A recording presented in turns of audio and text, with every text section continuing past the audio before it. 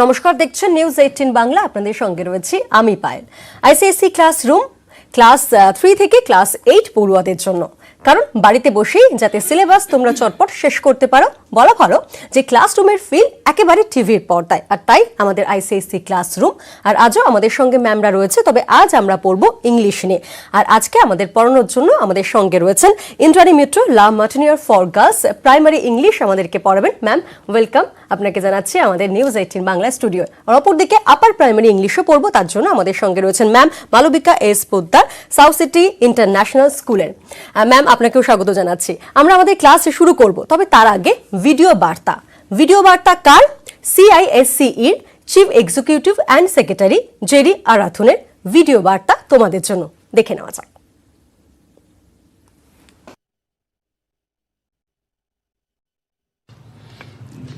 As we are all aware, schools are shut and no classes are being held due to the lockdown.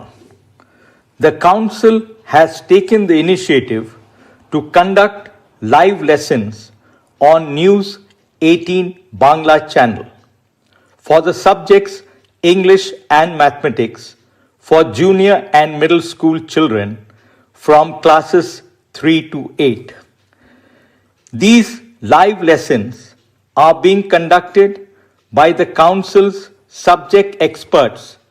The objectives for conducting these live lessons are to present selective elements of these two core subjects, English and Mathematics, to develop an interest in these subjects through simple games and activities, so that children are able to relate and apply learned concepts to real life situations.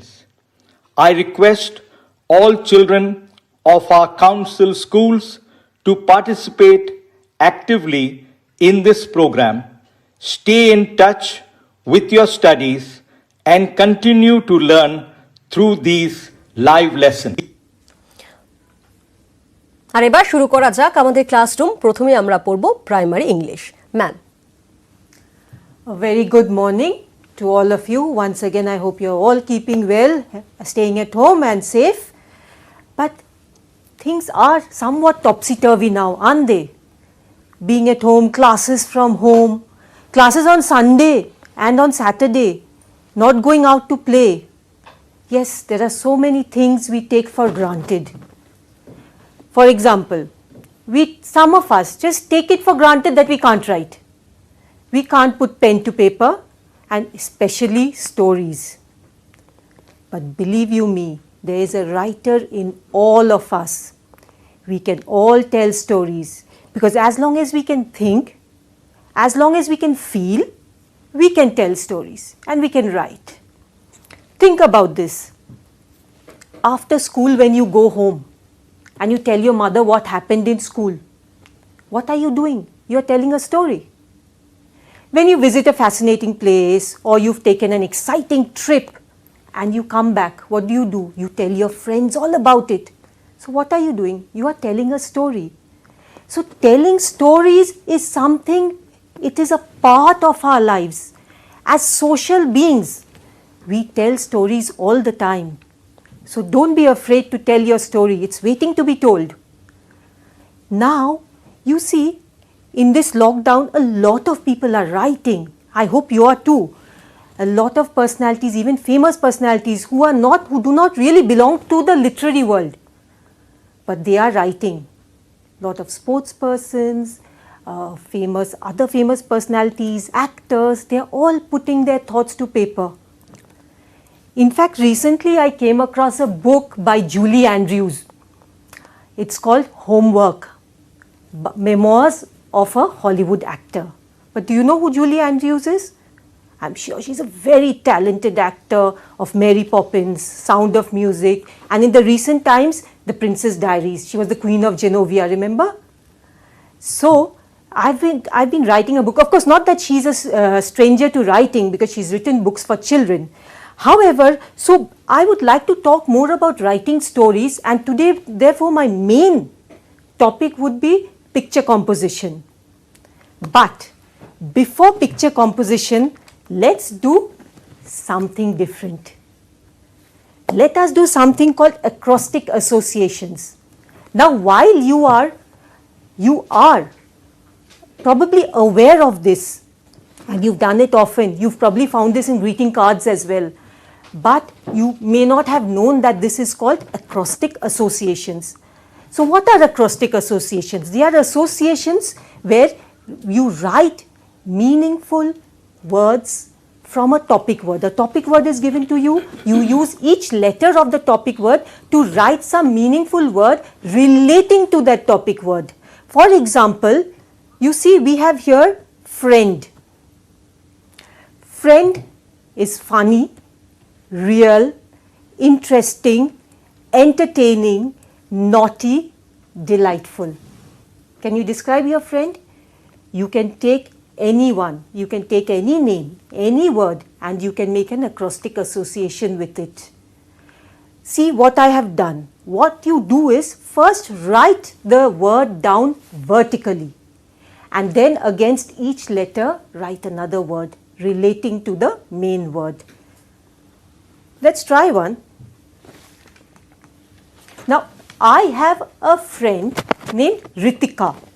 So, I have chosen to use adjectives to describe Ritika. I have given an acrostic association with Ritika. So, I have described her as responsible, intelligent, talented, imaginative, kind, and adventurous. You see, the word Ritika has been used to make these acrostic associations. You can use it to describe yourself. You can write your name down and write adjectives to describe yourself or your friend or anyone else or anything else for that matter. But you can also take it further. You can do much more than this. Why just associations? You can actually write a poem, acrostic poem. Acrostic poem uses the letters in the topic not to write just a word but a line. Acrostic poems are actually very easy to write because you don't need to follow any rhyme scheme. You can rhyme. If you want to, you can rhyme. But you don't have to rhyme because it will sound just as good without the rhyme because of its acrostic quality. Therefore, the poem, we can say the poem is defined by its acrostic quality. Once again, I would like to show you one that I have done for you. Now, one of my favorite words is music. So, I have chosen the word music and I have made an acrostic poem with it, a simple one, so that you can understand. I'll just put up the poem and then we can read it together and tell me how it sounds. So, the poem is melodious and gentle it is, universal beyond time and age, soothing and comforting it sounds in times of grief and rage. Can you hear the music? Did you get the idea, children? Make poems, write poems, use your own words, your favorite words, and you can write beautiful acrostic poems. So I hope you have learned something today and you're going to try it out at home. So enjoy, have fun, write poems. But there is something more. As I told you today, our main topic is picture composition. Now, what is picture composition? A picture composition means you have to write meaningful sentences based on a picture or a set of pictures. You could be following a sequence or you could be taking just one picture and writing about it.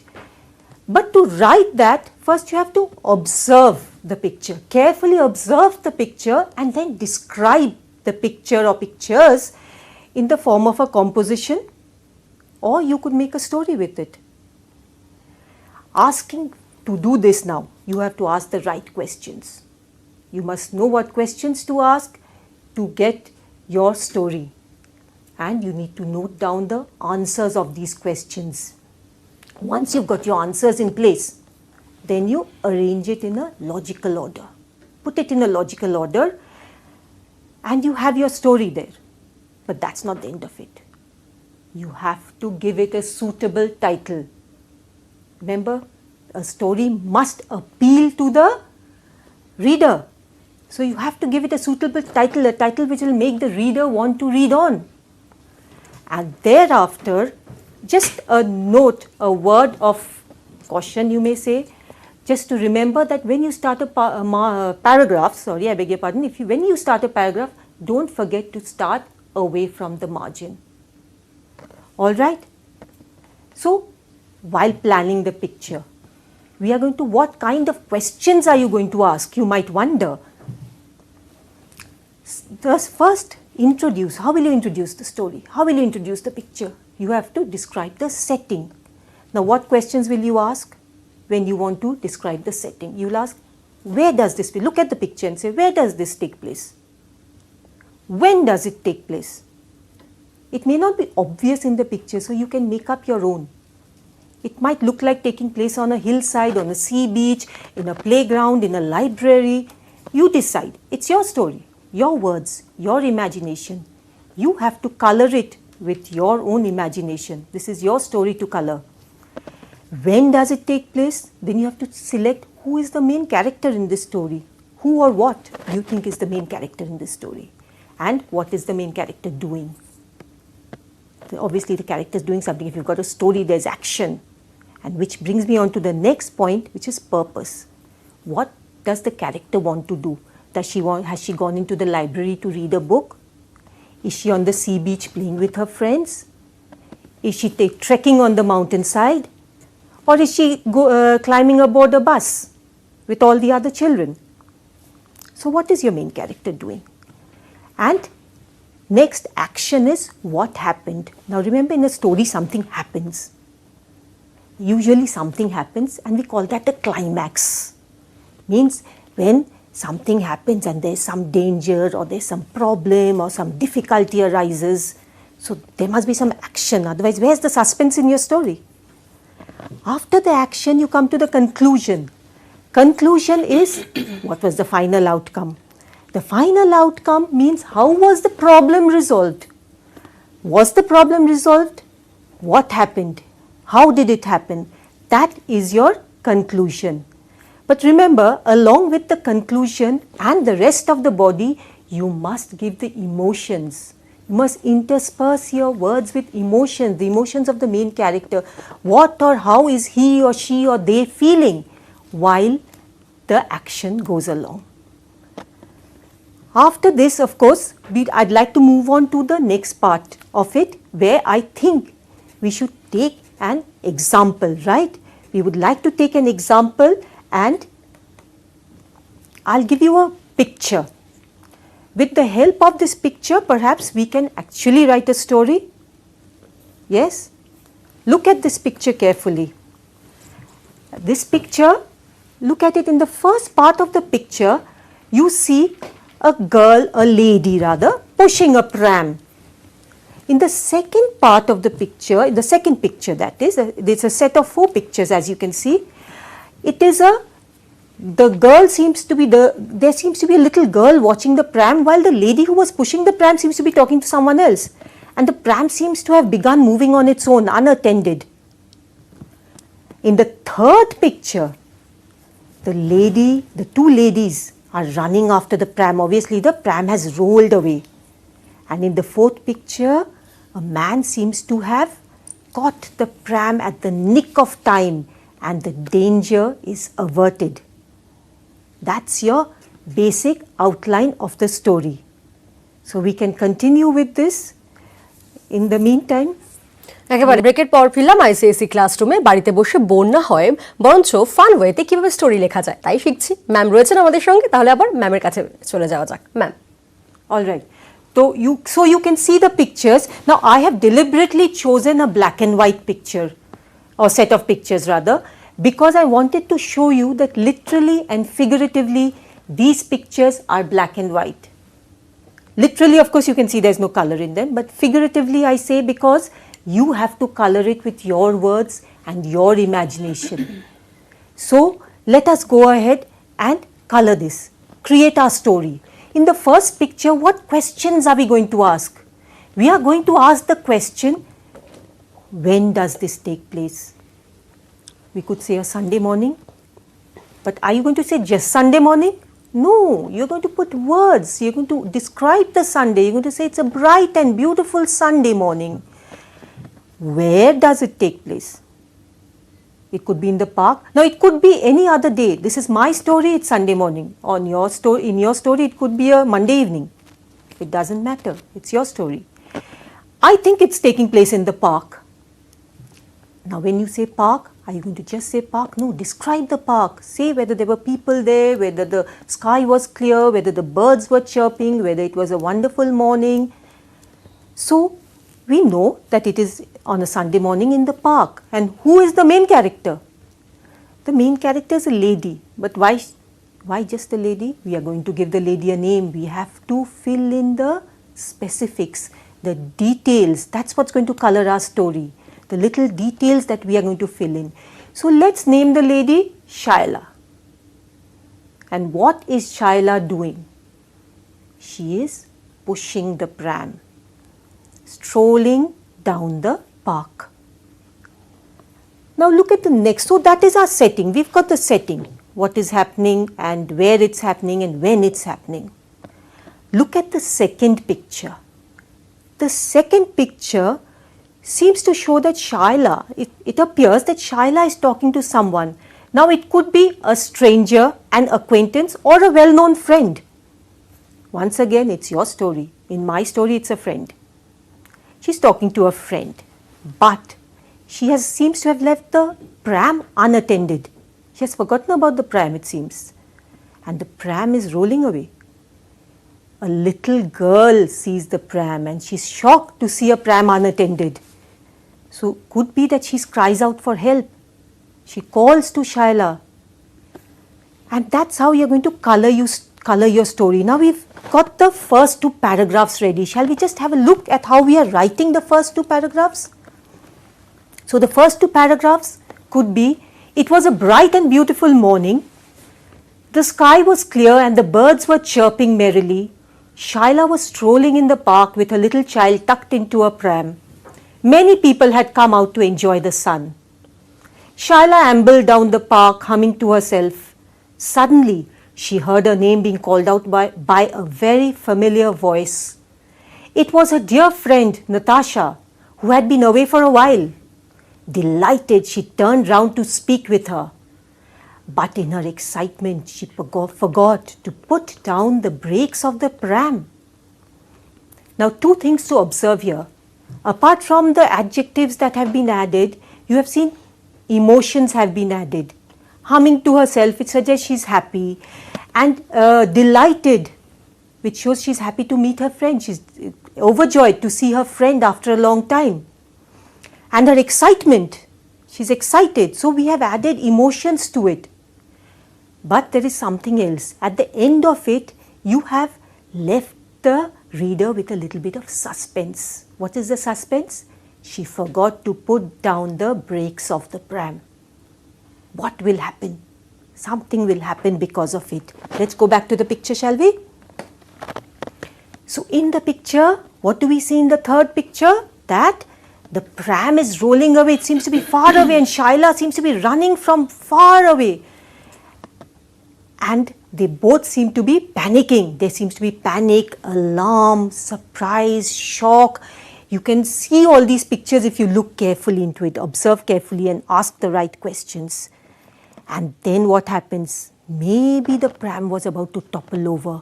Maybe the pram was about to hit against a tree. Anything could have been happening there.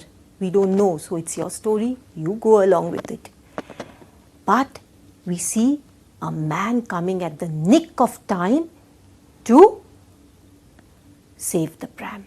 Catch hold of the pram and save it from toppling over and averting any accident that was about to happen. So that will be the next part of our story. Shall we write it now? So the next part of our story is, as the path was downhill, the pram started rolling down. Luckily, Tanya, a little girl playing in the park, saw it and started shouting for help. Meanwhile, the baby had started crying. Hearing the cries, Shaila turned round and her heart skipped a beat. The baby was far ahead. Shaila ran as fast as she could, ashamed that she had not been more responsible. Fortunately, just as the pram was about to topple over, a passerby rushed forward and caught it. Shaila sighed with relief and thanked the kind man for saving the day. So that is our story, where we see that there is emotion, there's a bit of drama also, there's suspense, there's excitement, and there is a happy ending. So we can always have a nice happy ending if you choose. But tell me something. This is just once again, let me remind you one thing. This is just a guideline. These are guidelines to tell you, because I often find that children are very confused when they look at a picture. They don't know where to start, how to write, what to include in the picture while describing the picture or writing a story about it. So this was just a guideline for those who feel confused. Remember, once again, at the risk of repeating myself, this is your story. And it is for you to color it with your imagination. Now, I have given you merely a guideline with some ideas, simple ideas that I have put forward. But you can put your own ideas. All right, so there we have our story. Do you think we've forgotten anything? Have we forgotten anything in this story? No? Let's check. Yes, we have missed out the title. We forgot to write a title to the story. So how about an accident in the park? You could write a narrow escape. So keep writing. What's your story? Your story is waiting to be told. Alright, so I hope you will continue writing, but today we will keep writing stories and you will write lots of stories because you are waiting to tell your story. But let's do a little bit of vocabulary before we wind up today. I'm sure you enjoy doing vocabulary. Now, compound words. Now, these are words you know are combination of two words like bedtime, blackboard, easygoing. These you know, but what are portmanteau words? Portmanteau words are actually words combination where one part of one word is taken with another part of another word. So, let us look at some portmanteau words like Pokemon. Do you know that? Did you know that Pokemon was a portmanteau word? It's pocket plus monster. Podcast, iPod plus broadcast. You've heard of internet. What is internet? International plus network. There you have brunch, you have Brexit, you have Cineplex. You can try some other words like smog, spock, telethon, netizen, motel, infotainment. But the interesting thing is portmanteau actually is a French word which means a bag which can be opened on both sides. It came to be meaning these words when Lewis Carroll used it in a book called Through the Looking Glass. You know Alice in Wonderland and Through the Looking Glass? Well, in Through the Looking Glass, Humpty Dumpty was explaining to Alice how the word mimsy was formed. And then he used this word portmanteau. That's where it came from. But before I end today, once again children, I would like to show you the sites from where books can be downloaded free. I hope you are reading. Please go ahead, read from there, especially for those who like to listen. There's a site called Audible where many famous personalities have read out the books. So please do go ahead, enjoy writing, enjoy reading and have a good day. একেবারে primary English তো আমাদের শেখা হলো, এবার upper primary English আমরা শিখবো, তবে একটা শর্ট ব্রেকের পর সঙ্গে থাকো। मैडम ये तो जादू की छड़ी है। इसलिए अपने फैब्रिकेटर को बोलिए कि ग्रिल बनाए तो सिर्फ SRMB रियल स्टील से।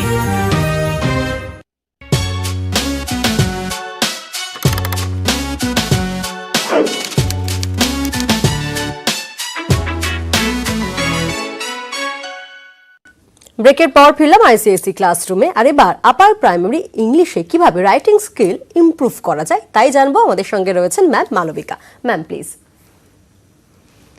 Good morning viewers and my dear students of class 6, 7 and 8. So here I am back again in front of you to have an interactive and informative and educative session regarding the 4 skills required to teach a language: listening, speaking, reading and writing. But today I will be emphasizing more on writing skills. But I would like to remind you that no skill can be learnt in isolation. You need to combine them, assimilate them if you wish to learn a language correctly and properly. So let us see what lies ahead of us today. What a beautiful quotation. Fill your paper with the breathings of your heart. What does this tell you actually? In essence, it tells us that with time and effort, we can all evolve into good wordsmiths. What is a wordsmith? You've heard about a goldsmith, a blacksmith. A wordsmith is a juggler of words who has expertise in words. When he writes sentences, he breathes life into them and brings it alive. You know, students, words by themselves are mere words. They are nothing. Unless and until you string them together effectively, and then it becomes powerful, potent, lethal in your hands, just like you wield a weapon. But unfortunately, there are so many misconceptions about writing. There are so many excuses that people give, and it is not only you students, even elders, and I'll share them with you.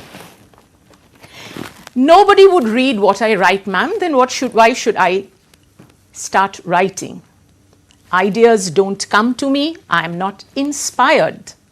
My writing is so poor. I do not want to be a writer, I just want to score marks. And the most common excuse is, I have no time to write. So these are just excuses not to write.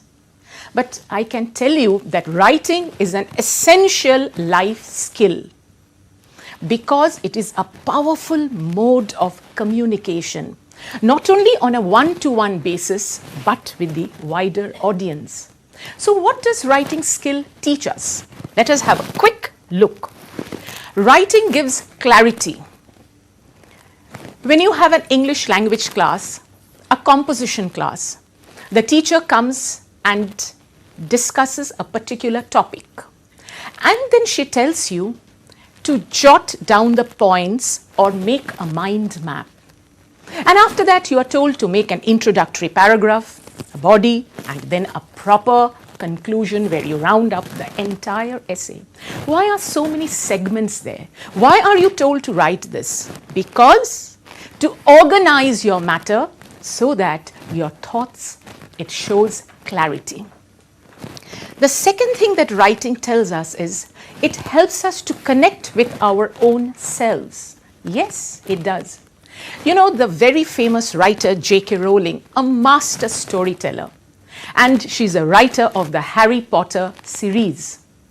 She based the characters of Professor Snape and Professor Dumbledore, the principal of Hogwarts, on her own teachers. And she created the horrific characters of the Dementors when she was going through a very depressive phase. She had lost her mother, she had no money, but still she persisted. She continued to write, and the rest, as they say, is history. And writing is definitely a creation. We create something out of nothing, like a conjurer takes out a rabbit from a hat. So similarly like that, out of just mere words in front of you, you create something very unique. Writing is an expression which helps us to connect with others. Definitely. Why do we read stories, children? Novels? Why do we reread stories? I'll give you the example of Kabuliwala. It was written years ago, but till now when you read about the Kabuliwala or Mini or Mini's father, you still feel the tears stinging your eyes because you can feel the emotions that the characters were going through. So this is how you connect with a broader or a wider audience. And last of all, writing brings about change in society. Absolutely right. Yes, it shows us how to look at life, about people, about situations in a different perspective. It brings revolution in society. I'll give you an example. I have received so many emails from you from our last session last Sunday, where students have sent in beautiful elf chants and they have written about the lockdown period. And when we are talking about the lockdown period, I will come back to you shortly. একেবারে আমরা ম্যামের কাছে আবারও যাব, তবে একটা short break নেওয়ার সময় হয়ে গিয়েছে, তাই ফিরছি ব্রেকের পর, সঙ্গে থাকো। मैडम ये तो जादू की छड़ी है। इसलिए अपने फैब्रिकेटर को बोलिए कि ग्रिल बनाए तो सिर्फ SRMB रियल स्टील से।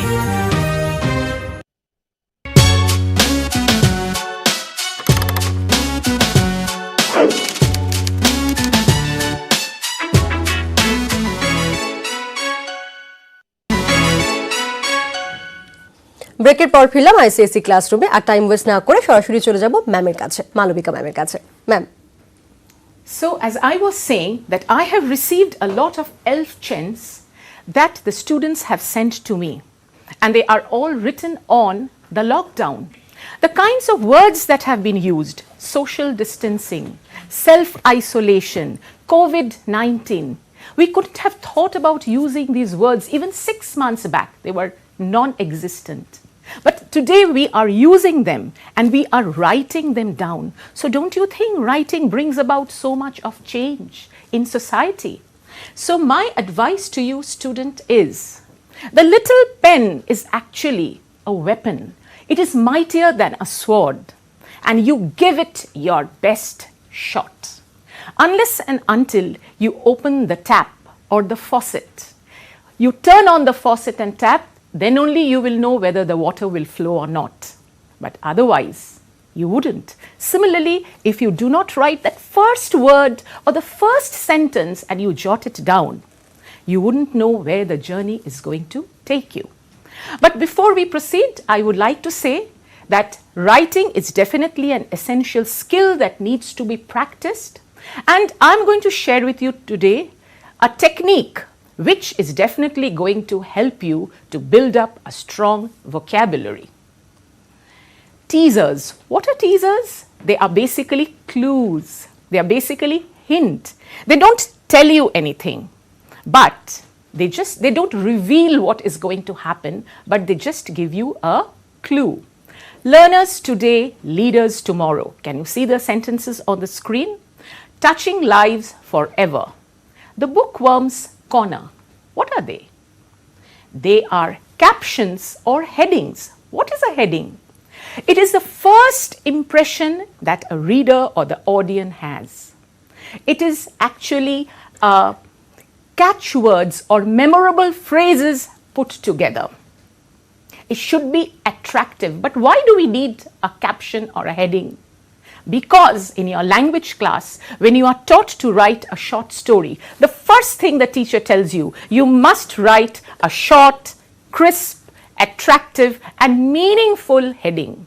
When you are learning how to write a notice, the first thing that you are taught is how to write a creative heading, a splash of colors. Now there must be some rules to it. Now, what are the little tips or the rules that we need to follow to write a very attractive caption? Keep it simple. It should not be more than one sentence. Yes, add humor. Don't make it into a joke. The fourth one is give information to the readers, but without stating the obvious. Means you don't give away, but keep something back. I will discuss this a little later. Let us come to the last one. Consider linking a well-known expression, a proverb or a word. And I'll share with you the Time magazine. You know what is the tagline they use? Understanding comes with time. Wow. The word time has been used to show or to convey a message that time and tide waits for no man. Time can be seen through different perspective. So these are the little tips that I have given you how to make your captions or your heading very attractive and simple. Now let's play a game which I called A Picture Speaks 1,000 Words. Let us see. We have 3 pictures in front of us. Yes? The first one is a volcano. Now what is a volcano? It is a geographical phenomenon. It is spewing lava and fume, as if nature is very angry. Do you see any letter in any one of these pictures? There is not a single word. So if I ask you to put a caption to it, what would you say? Hot volcano? No. Angry volcano? No. What can you do to make it sound very attractive? You can say smoldering splendor. Why smoldering? The word smoldering is associated with fire, with heat. Or you can say nature's fury. Look at the second photograph. Can you see? It is a forest or a wood. Now what would you term it as? The warm wood, the lonely wood, the yellow wood? Why not make it a little better? Why don't we call it the flaming wood? Because it looks as if the wood is on fire. You see orange leaves everywhere. Or suppose if you can use it as a picture composition, if it is given to you, you can look at it in a different perspective and say a ray of hope as your heading. Why? Because this picture gives you warm, positive vibes. The third picture, you see a book. The book is open. So what is the title you can give to it? An open book? No, too prosaic, too direct. What does a book convey? Knowledge, timelessness. So why don't I write timeless classics? Or I can say it is a bookworm's or a book lover's haven. Yes, this is the time when I want you to have a thesaurus or a dictionary with you. I didn't say heaven or paradise. I meant haven. A place where you seek safety, refuge, comfort, solace. And this is a book where the book lover seeks his solace and comfort. So what a lovely heading you can give to a simple book. I have another picture of a desert. What is this desert? An uninhabited piece of land. Suppose you are a traveler and you have come back and you would like to write about your experience, a story about the desert or maybe a travelogue, and you are asked to give a title to it. What would you say? I know the most common thing will be Desert Tales or the Desert Saga. But you are giving it away. Why don't you make something a little more mysterious? Perhaps you can call it A Call of the Deserted Dunes. The desert is a deserted, desolate place, and the dunes are the sand dunes. So, the call of the deserted dunes. Isn't it lovely? There is another technique by which you can play in the house is take old newspaper clippings or photographs from old magazines or maybe your family album. Take out pictures where the expressions have been captured so beautifully by the camera. Events, get-togethers of your families. And why don't you write a caption for every photograph? And for that, you require the help of the dictionary also. And see, you will build up a formidable set of vocabulary which will be the envy of your classmates. The next is a verse which I would like to share with you. The colors of autumn, red, orange, yellow, purple, even a hint of green, nature's palette. The old crisp, crunchy leaves lay scattered like burnt ember. The leaves are falling, as if from far up, ready to join the mossy ground. You can taste the smell of autumn all around. Now it is a verse, a poetry. There are different forms of poetry. There can be an ode, it can be a ballad, it can be a sonnet, it can be a cinquain, it can be a limerick, it can be a haiku. So what is this? This is a free verse, an ideal form of a poem for beginners who would love to begin, who would love to write. Because the beauty of free verse is there are no rules. It is loosely structured. It is characterized by irregular rhythm and rhyme. Even the length of the line, I'll go back to the poem, don't worry. Even the length of the lines, they are irregular. And you can use as many figures of speech or literary device you wish, like alliteration, personification, metaphor, simile. I'll share this with you. So let us go back to the poem. What are the colors that you see? Red, orange, yellow, purple, green. Nature's palette. The moment I use the word palette, I mean an artist, because the word palette is associated with an artist wielding a paintbrush and a palette where you mix the colors together. So is nature an artist? So I'm giving human attributes to nature. So it is personification, the first literary device that the poet has used here. Look at the second, that next two lines. Crisp, crunchy leaves lay scattered like burnt ember, like comparing to burnt ember. So it is a simile, a direct comparison. And what is ember? When you light fire, it doesn't die out immediately. It smolders. So ember is the smoldering fire, which is being compared to the yellow, brittle leaves. Let's come to the next verse. The leaves are falling, falling. Now we know the leaves are falling, but why is the poet repeating the word falling, falling?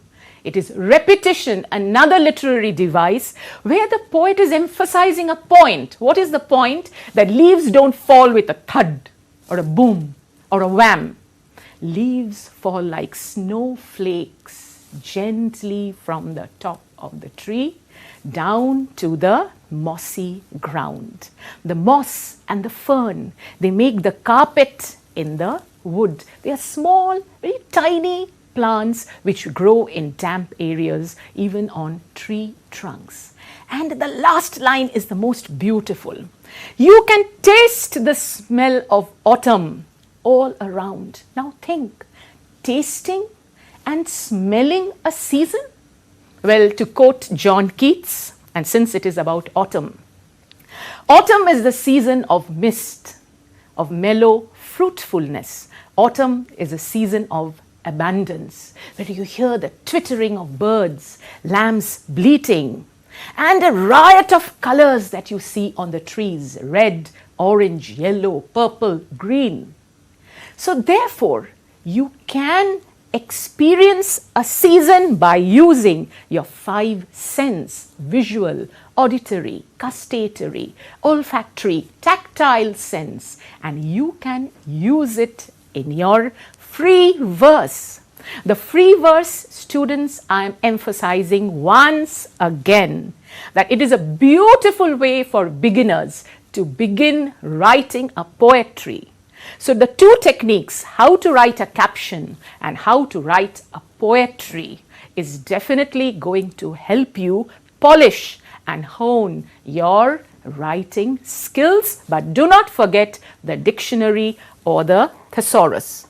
Now, all that we have spoken about, the writing, the speech skills, will be futile if you do not have a list of books that you would like to read. So this is a list of suggested reading.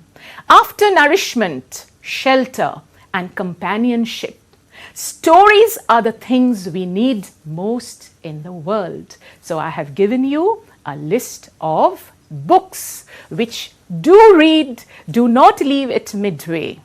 And I will also share with you, many of you wanted me to share this website.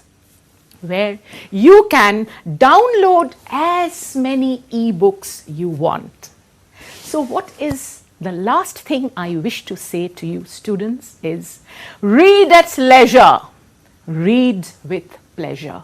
And writing, don't treat writing as a chore.